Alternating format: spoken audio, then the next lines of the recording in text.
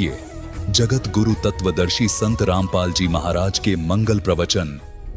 उसका नंबर आया कि 5-6 घंटों के बाद कई बुलाने के लिए आवाज लगाई, रे गरीबू आजा, तेरा नंबर आ गया, अपना गऊओं को घेर, खड़ा हो जा, इनके आगे चरा इनको। अब बिल्कुल निकट जा लिया तो बिना बोले वो, क्योंकि वो तो आत्मा जारी ऊपर खोखा रखा था। अब उस साथी ने आकर के उसको पकड़ के ला, भगत जी खड़ा हो ले, चल तेरा नंबर आ गया। वो यूं गिर गए। गिरते तो वहां उन्होंने देखा सांस नहीं तो मर गया। सारे पाली इकट्ठे हो गए, 2-3 गांव में भागे आए, लड़की का लड़का मर गया। इस संदेश को सुनते ही, इस दुख भरी खबर को सुनते ही दोनों माता पिता बेहोश हो गए, क्यों 12 वर्ष में संतान प्राप्त हुई थी और वो भी इकलौता पुत्र बेहोश होकर गिर गए। और गांव के लोग भागे वहां 1.5 किलोमीटर गांव से दूर खेतों में कबलाना गांव की तरफ ये स्थान है, जहां आज भी एक यादगार बना रखी है वहां के व्यक्तियों ने, उन गरीबदास जी के वंशजों ने, कि सचमुच यहाँ पर ऐसी घटना घटी थी। तो वहां से घर ले आए, उठा करके उनको चिता पर रख दिया। उसी समय परमात्मा ने उस आत्मा को वापस भेज दिया और वो खड़ा हो गया एकदम, चिता के ऊपर से हलने लग गया, से सारा एकदम खड़ा हुआ। वो रस्सी बांध रखी थी, वो टूट गई, जो अर्थी पर बांध कर ले जाते हैं। और वो वाणी बोलने लग गया जो भगवान ने उसके अंदर फीड कर दी थी उनके कंप्यूटर में, अंतःकरण में। ये वाणी तो दास आपको बोल बोल कर सुनाता, अधिकतर गरीबदास जी की वाणी ही दास सुनाता है। ये परम संत गरीबदास जी महाराज आप देख रहे हैं। तो वापस आए तो वो वाणी बोलने लगे। 3 वर्ष तक ऐसे ही बोलते रहे। लोगों ने, गांव वाले ने सोचा लड़का पागल हो गया। फिर ये सब्र किया भी कोई बात नहीं, लड़की बेटी इस अपने बेटे ने देख कर जी लेगी, ना तो मर जाती रो रो के। जैसा भी बावला पागल है, इसके साथ ही अपना टाइम पास कर लेगी। वो तो पागल कहें। 3 वर्ष के बाद एक दादू पंथी कबीर साहब, दादू साहब जी को भी ऐसे ही लेकर गए थे, जिंदा महात्मा के रूप में आए थे। 7-8 वर्ष के थे वो दादू जी, सतलोक में लेकर गए थे। फिर वापस छोड़ा था, तीसरे दिन 3 दिन अचेत पड़े रहे थे। ऐसे ही फिर उन्होंने भी कहा था, जिन मोह को निज नाम दिया सोए सतगुर हमार, दादू दूसरा कोई नहीं ये कबीर सिरजनहार। तो दादू पंथी एक महात्मा थे, वैश्य घर का जन्म था, बानिये का, और 65 साल की उम्र वाली थी। घर त्याग के संन्यास ले रखा था और दादू पंथ से दीक्षित था। वो संतों की वाणी का परिचित था। कबीर साहब की वाणी कोई पढ़ता था। वो साधु वेश धारण कर रखा था, उसने लाल कपड़े पहन रखे थे। और वहां एक छुडानी के में उसका कोई सेवक था, वहां आता जाता था। 3 वर्ष के बाद एक दिन वो आ गया। अब जो जिसके घर वो आता था उसने कहा कि महाराज जी, हमारे एक लड़की का लड़का पागल हो गया। एक बाबा जी ने कुंवारी गाय का दूध निकाल कर जंतर मंत्र से और लड़के ताई पिला दिया, पागल हो गया। वो तो मर गया था, तो शुक्र है भगवान ने उसके सांस वापस दे दिए। और उसके बाद एंड बैंड बोलता है, हुआ बाई बकता रहता है। और कहते हैं संतों की विद्या को संत ही ठीक कर सकते हैं।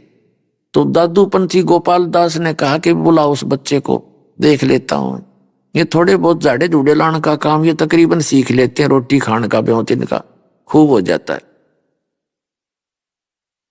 तो वो गया, उस लड़के के नाना जी के पास गया, गरीबदास जी के नाना जी के पास। शिवलाल नाम था, शिवलाल। और 5-7 बुजुर्ग से आदमी लेकर बच्चे ने महात्मा के पास आ गए। गोपाल दास जी ने पूछा कि बच्चा, वो कौन था जिसने तेरा जीवन नाश कर दिया, बर्बाद कर दिया? क्या नाम था उसका? क्या पिला दिया तेरे को? तब गरीबदास साहिब जी ने कहा कि बाबा जी, मुझे बर्बाद नहीं, उसने आबाद कर दिया। हम सुल्तानी नानक तारे दादू को उपदेश दिया, जात जुलाहा भेद न पाया, वो काशी माहे कबीर हुआ। अलल पंख अनुराग है सुन मंडल रथीर, दास गरीब उधार दिया मोए सतगुरु मिले कबीर। अनंत कोट ब्रह्मंड का एक रति नहीं भार, सतगुरु पुरुष कबीर हैं ये कुल के सिरजनहार। अब परमात्मा ने तो जड़ी लगा दी अमृतवाणी की, डटे नहीं डटे। तेज पुंज तन दे धर कर इस विधाम को भेंट ही। अरस कुरस पर ऊपर रहते हैं परमात्मा, वहां से चल कर आते। अरे वो 65 साल का वृद्ध एक 13 वर्ष के बालक के आगे हाथ जोड़ के खड़ा हो गया। अरे गांव वालों, यो बावड़ा कोई ना, बावड़े तुम हो पागल, इसको समझ नहीं सके, ये तो अमृत बरसा रहा है, ये गूढ़ रहस्य है आज तक ये भगवान कदे देखा ना सुना, इसी गहरी वाणी बोली ने। और बुद्धिमान के एक के दो वाणी खटक जाती है। 13 वर्ष के बालक के आगे हाथ जोड़ के खड़ा हो गया 65 वर्ष का महात्मा। अरने बोला महाराज जी या सारी वाणी लिखवा दो, मैं लिख दूंगा। गरीबदास जी चल पड़े, जैसे बालक चल पड़ता है, बाबा जी उसके पीछे पीछे। गांव वाले ने सोचा यो भी, इसका भी असर हो गया भाई, बाबा जी का भी। अब निकल गए दोनों खेतों साइड में। गांव वाले बोले तो बुरी बला है गरीब इस बच्चे में तो भाई कोई। बाबा जी का भी असर कर दिया इसने, इसके साथ ही हो लिया। तीसरे दिन गरीबदास जी ने सभी करती दीख, बाबा जी बात सुन ले, जब सारे तो लिखे तो मैं लिखवाऊं, कदे बीच में बात जो छोड़ के फिर बात नहीं बनेगी। तो गोपाल दास ने कहा महाराज मैं तो कति फरी हो रहा हूं, घर तो मन तो काम में नहीं। तो गरीबदास जी का एक बेरी का वो था बाग, उसमें एक जंडी का पेड़ था। उस जंडी के पेड़ के नीचे बैठ के मार्च में शुरू किया था उन्होंने, फागुन में समझ लो स्टार्ट में, और 6 महीने तक वो लेखन कार्य गरीबदास जी बोला करते, वो लिखा करते। जब भी घर के काम तो फुर्सत मिल जाती, जब आ जाती तो पुण्यात्मा वो अमृत ज्ञान आज परमात्मा ने पुनः इसलिए गरीबदास जी के द्वारा अपने महिमा की वाणी को पुनः प्रकट करवाया कि जो कबीर पंथ है इसमें काल के दूत घुस गए और इन्होंने अपने अपने हिसाब से उसमें काफी परिवर्तन कर लिया। जैसे आप कबीर साखी पढ़ते हो, कबीर साखी में कहीं पर ऐसा है कि सत नाम रटते रहो जब तक घट में प्राण। तो किसी ने तो वहां राम नाम कर लिया, किसी ने हरि नाम लिख लिया, किसी ने केसो रटते रहो जब तक घट में प्राण। तो इस तरह कुछ वाणियों में परिवर्तन कर लिया, और जो वाणी इनका में नहीं हुआ न्यो की न्यो रहेगी। वो मूल ज्ञान अब भी सुरक्षित है, जो दास साहब को दिखाता है। परमात्मा ने कहा था 5505 वर्ष जब बीत जाएंगे, जब मेरा ये वचन साचा होगा और फिर कलयुग में हम फिर आवांगे और इस पूरे विश्व को तत्व ज्ञान देंगे, सारे का कल्याण करेंगे। उसमें वो वाणी भी लिखी हुई है जो भविष्यवाणी मालिक ने बोल रखी है। परमात्मा ने तो निर्धारित कर रखी है। भविष्यवाणी तो वो होती है जो मालिक ने तो जो बोल दिया कैसे होगा, वो तो होगा ही होगा।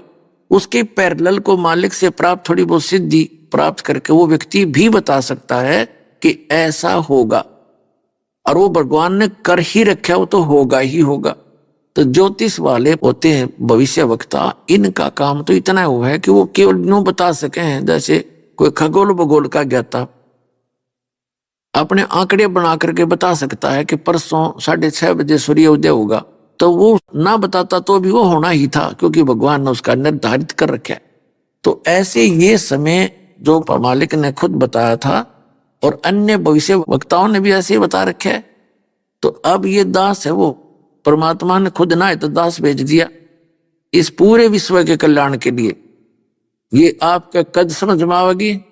ये अभी बच्चे हो आप, क्योंकि छोटे बच्चे होते हैं ना, तब तक उनको विश्वास सा नहीं होता, जैसे छोटा सा बालक होता है और कहीं पेन रखा हो ऐसे पेन, और उसने उठाएगा और ये पूछेगा पिताजी क्या है, माताजी क्या है। अब पिताजी कहेगा बेटा पेन है, पेन है।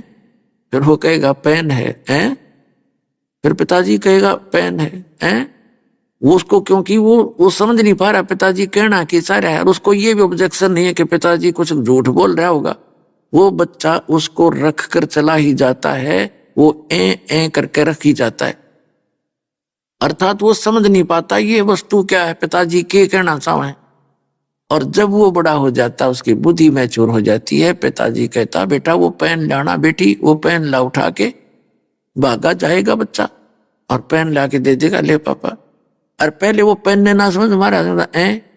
तो आज पूरे विश्व का ए है क्या थोड़े से दिन में ए मिटा दूंगा और फिर समझ में आओगे।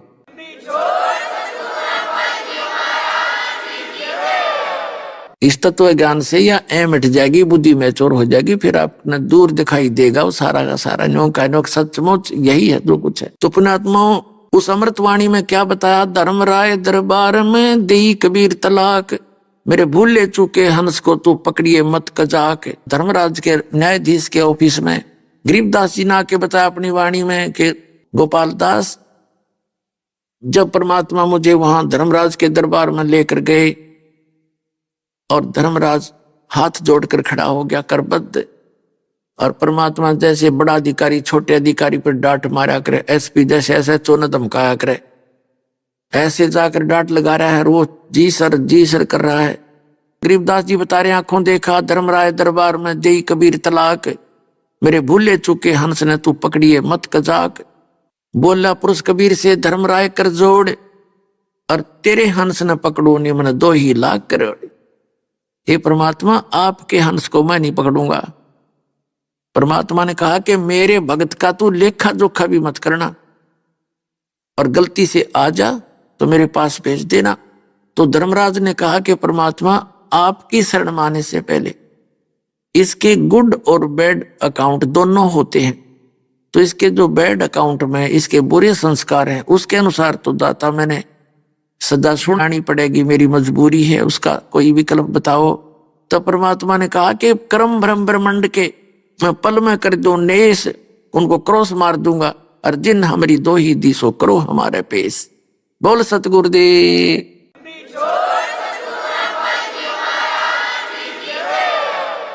कि जिसने मेरा नाम ले रखा है और मेरा जिक्र कर दिया, मैं तो कबीर साहब का भगत हूं, परमात्मा का शिष्य हूं, उनका भगत हूं, तो खबरदार उसका अकाउंट नहीं लेना, हमारे पेश कर देना। तो पुण्यात्मा एक भगत बता रहा था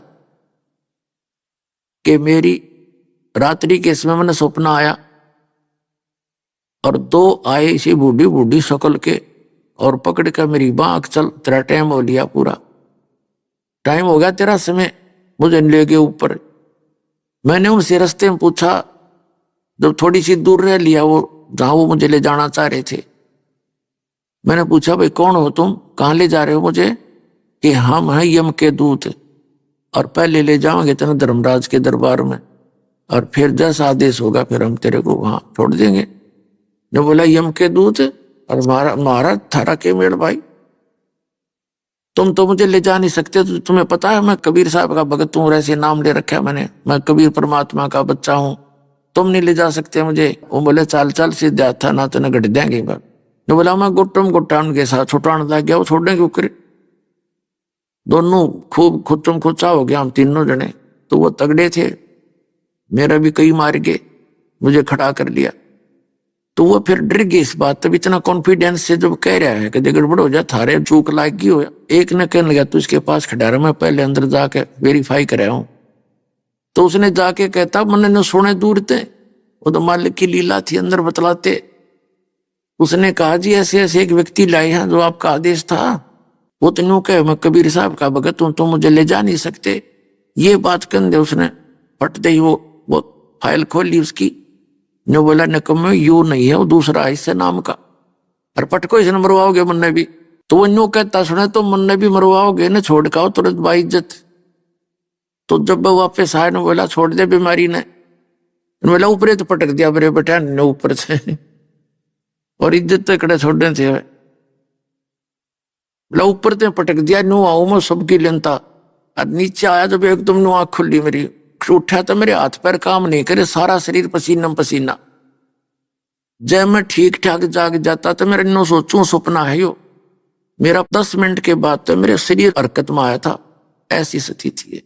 तो पुण्यात्माओं आपका ऐसे समर्थ से मेल हो गया है, अब सच्चे दिल से भक्ति करना, पूरे परिवार की रक्षा करेगा, और सतलोक जाओगे, वहां जाकर सुंदर शरीर पाओगे। बोलो सतगुरुदेव की जय हो।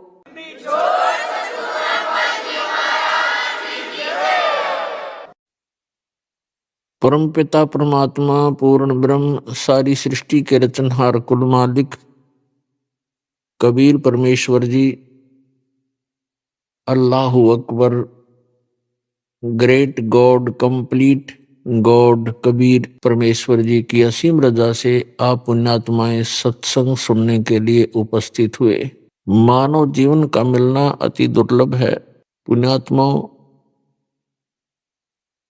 आध्यात्मिक ज्ञानहीनता के कारण हम अपने मानव शरीर को, इस मानव जीवन को संसारिक कार्यों में ही नष्ट कर जाते हैं,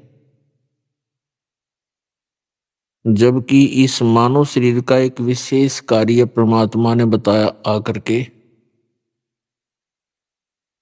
कि मनुष्य जीवन केवल परमात्मा की भक्ति के लिए प्राप्त हुआ है।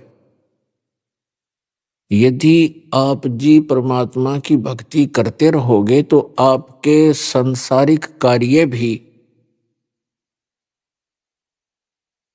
उस गॉड पावर से, परमात्मा की शक्ति से आसानी से होते रहेंगे, और जो आप अपने सारा जीवन में नहीं कर सकते, परमात्मा चंद ही वर्षों में कर देता है।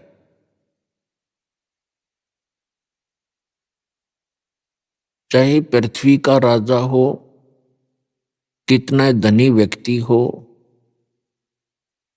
जब वो अपने प्रयत्न से थक लेता है और जहां भी कोशिश करता है उसको उल्टा ही पड़ता है, तब वो भी परमात्मा से ही अर्ज करता है।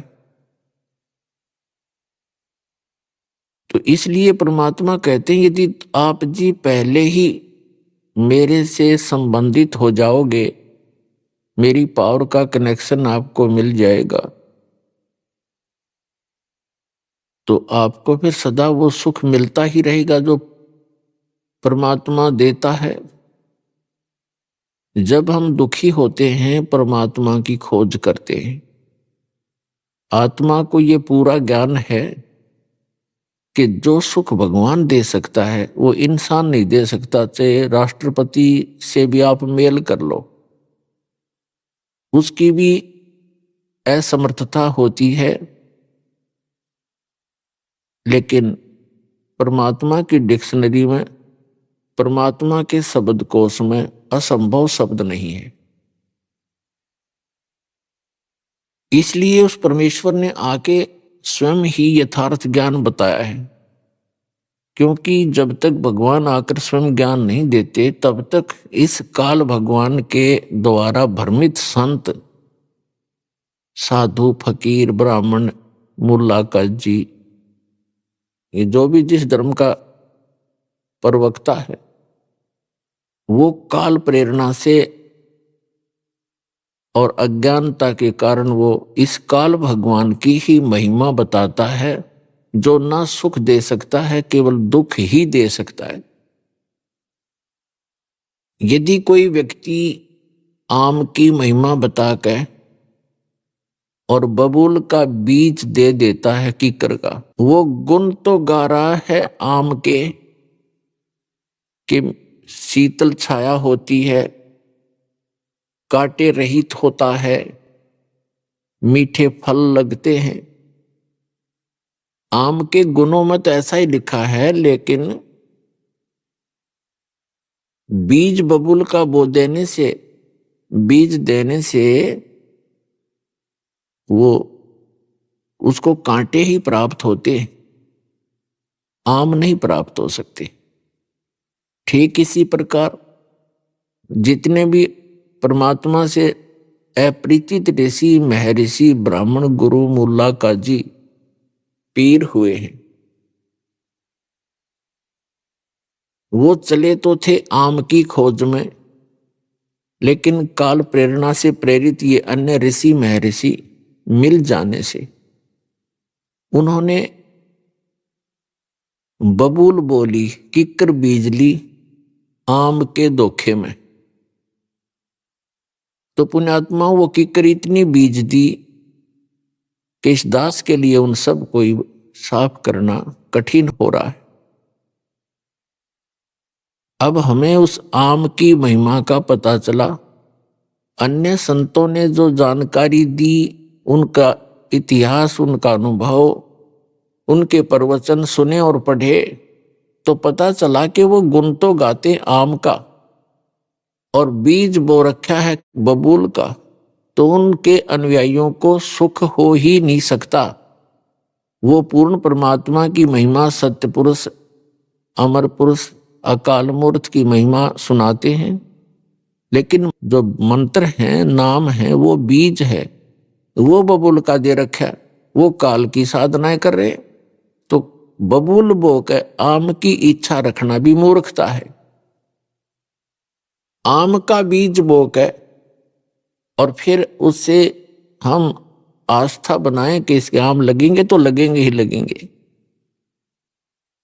तो यथार्थ भक्ति जो है, सत्य भक्ति, सत्य ज्ञान, वो तो है आम का पेड़, और गलत ज्ञान, गलत साधना, गलत मंत्र, वो है बबूल का बीज। तो दास ने विश्व के सभी ग्रंथों को जाना, समझा और विश्व के सभी वर्तमान के धर्मगुरु प्रवक्ताओं के इतिहास पढ़े, उनका अनुभव देखा। उन्होंने सारा का सारा ज्ञान सदग्रंथों के विपरीत सुना रखे, और जिसका भयंकर परिणाम उनके अनुयायियों को भोगना पड़ रहा है। कोई सुखी नहीं। परमात्मा के लिए निकले थे, जहां से चले थे वहीं खड़े हैं, उल्टे दुख और शुरू हो गए उनको। तो पुण्यात्माओं, जब आपको यथार्थ ज्ञान होगा तब आपको पता चलेगा कि सचमुच अभी तक तो हम अपना व्यर्थ जीवन कर रहे थे। तो परमात्मा आकर हमें ज्ञान सुनाते हैं कि इस मनुष्य जीवन का जो मूल उद्देश्य है परमात्मा प्राप्ति, अच्छे काम करना और अपना निर्वाह के लिए भी प्रयत्नशील रहना। और निर्वाह भी भगवान ही दया बख्शेगा तब होगा। वैसे तो जब तक आपको पूर्ण परमात्मा नहीं मिलते, आपको केवल आपका संस्कार ही मिल रहा होता है। संस्कार बनता है पूर्व जन्म के शुभ और अशुभों से। जिनके अशुभ अधिक हैं उनको दुख घने हैं, जिनके शुभ ज्यादा हैं इस किस्मत में तो उनको सुख मिल रहा है। और जिनके संस्कार में, जिनके प्रारब्ध के अंदर, किस्मत के अंदर सुख है, वो चाहे कोई साधना कर रहे हैं या ना कर रहे हैं और कितने पाप कर रहे हैं,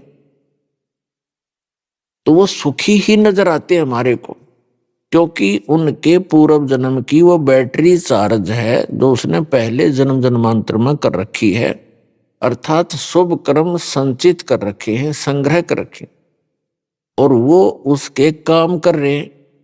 अब चाहे वो भक्ति करे या ना करे, उसको वो तो मिलेगा ही मिलेगा। और जिस दिन वो पुण्य समाप्त हो जाएंगे, उसकी वह बैटरी डिस्चार्ज हो जाएगी, क्योंकि आगे चार्जर ठीक नहीं। भविष्य की जो भक्ति है वो शास्त्र अनुकूल नहीं है, जिस कारण से फिर वो उस व्यक्ति पर आपत्ति पड़ेंगी, फिर बहुत देर हो चुकी होगी।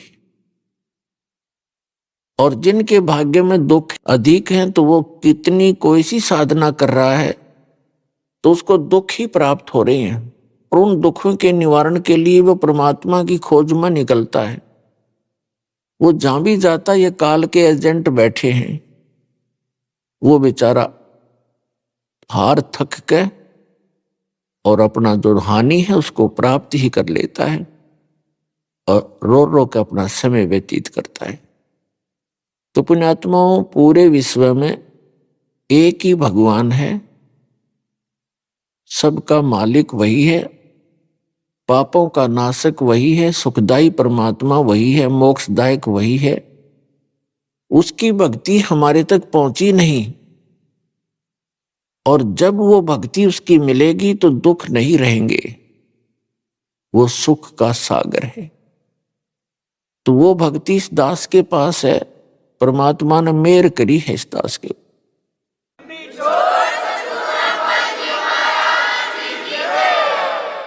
और इस काल ने इतने ये अज्ञानी संत छोड़ दिए, ये इस भक्ति का, इस मार्ग का विरोध करने पर तुले हुए हैं, क्योंकि वो जनता के हितैषी नहीं, शत्रु हैं, शुरू से ही शत्रु का काम कर रहे हैं। और इस मार्ग में जो बाधा कर रहे हैं परमात्मा के में, तो वो एक घोर पाप को इकट्ठा कर रहे हैं, बाद में पछताएंगे वो। तो इसलिए आप जी का कर्तव्य बनता है कि प्रत्येक प्राणी को, अपने मित्र को, भाई को, बहन को, रिलेटिव को समझाएं, काल के जाल से निकालो उनको। वो भयंकर दुख का सामना कर रहे हैं और इस मनुष्य जीवन को नष्ट करके आगे जो उनके ऊपर कहर टूटेंगे, वो पुण्यात्माओं अभी पता नहीं उनको। और इस परमात्मा की शरण में आने से वो हर दुख से छूट जाएंगे। एक प्राणी को उस गलत साधना से हटाकर इस कबीर परमेश्वर के इस सत्य मार्ग से जोड़ने का इतना पुण्य है उस व्यक्ति को, जो उसको वहां से सुलझा समझा के भगवान के दरबार में ले आता है। इतना पुण्य होगा जैसे करोड़ गौओं को और हत्थे में कटते हुए बचा दी जाए, करोड़ गायों को कसाई से छुटवा दिया जाए जो काटने को तैयार है।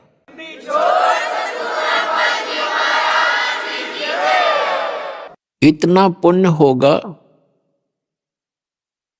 उस व्यक्ति को जो एक प्राणी को यहां लाकर जोड़ देगा, क्योंकि उस भोली आत्मा को ज्ञान नहीं, वो फंस गया उन नकलियों के और उनको पूर्ण संत मान करके उनके चिपका हुआ है। पूर्व संस्कार से चाहे उसको कोई लाभ भी हो रहा है तो वो ये सोच रहा है संत की साधना से हो रहा है। अब संत की साधना का तो इस दास के साधना से तुलना करके पता चलेगा वो ठीक है कि गलत। तो सत साधना ना करके गलत साधना करने से उस प्राणी के ऊपर भविष्य में कितने दुख होंगे। कभी पशु बनेगा, कभी पक्षी बनेगा। आप जी को दास ने बहुत बार दिखाया है महावीर जैन जी की जीवनी, उसमें वो 60 करोड़ बार तो गधा बना, 30 करोड़ बार कुत्ता। पशु योनि के भी इतने लगातार दुख भोगने पड़ते। एक कुत्ते के जीवन 60-30 करोड़, हाथी के जीवन 60 करोड़, गधे के जीवन 60 करोड़, और फिर जाकर के कभी कोई मानव शरीर प्राप्त होता है। तो उस पुण्यात्मा को जो यहां आ गया उसके ये सारे दुख मिट जाएंगे। उसका फिर पुनर्जन्म या तो होगा मनुष्य का ही, और अन्यथा वो सीधा सतलोक चला जाएगा। दो ही बात है।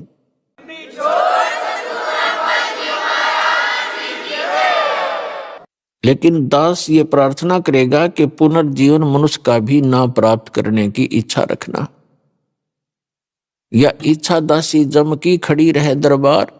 ये जो इच्छा है ये काल की एक खास नौकरानी है और आपको यहां उलझा के रखती है।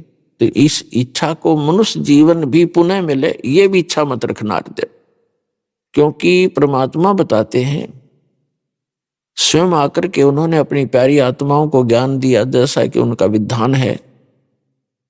आप जी को बहुत बार समझाया है, बताया है कि वेदों के अंदर पूर्ण परमात्मा की महिमा का गुणगान है, लेकिन इन चारों वेदों में उस परमात्मा के पाने की विधि नहीं है। तो जब तक विधि नहीं है तो वो ज्ञान अपने स्थान पे है, और विधि नहीं मिली तो वो ज्ञान भी व्यर्थ है। इसलिए गरीबदास साहिब जी ने कहा कि 4 वेद और पुराण 18, 4 वेद और पुराण 18 ये एक उज्जड़ घेरा है। घेरा कुआं बोलते हैं जिसमें पानी ना हो, गहराई बहुत हो उसकी, और गिर जाए तो उसमें निकलने का रास्ता नहीं, ना मरे ना जीवे। कहते हैं ये जो ज्ञान है वेद सत्र का, पुराण सत्र का, कहते हैं यो एक उज्जड़ घेरा है, और सतमार्ग तो इससे उचेरा है, अलग है, ऊंचा है। ये उजड़ जेरा क्यों बताया? क्योंकि इसमें महिमा तो है परमात्मा की, लेकिन उसके पाने की विधि नहीं है। जैसे कुएं में पड़ गया, किसी ने पता तो कुएं में गिर गया, नशे में गिर गया, और साधन बाहर निकलने का है नहीं, तो उस ज्ञान का क्या फायदा कि मैं कुएं में पड़ा हूं। तो साधन साथ हो निकलने का, तो जो परमात्मा ने आकर ज्ञान दिया उसको सूक्ष्म वेद कहते हैं। और जिन महापुरुषों को परमात्मा मिले हैं उनको जो ज्ञान दिया है वो उस परमात्मा के सूक्ष्म वेद का समर्थन करते हैं, क्योंकि उन्होंने परमात्मा को आंखों देखा है। वो सचखंड गए हैं, सतलोक गए हैं, फिर उनको भगवान ने वापस छोड़ा है, तो वो पक्के गवाह हैं भगवान के, उस सतलोक और सचखंड के। अभी आपने सुने संत रामपाल जी महाराज के मंगल प्रवचन।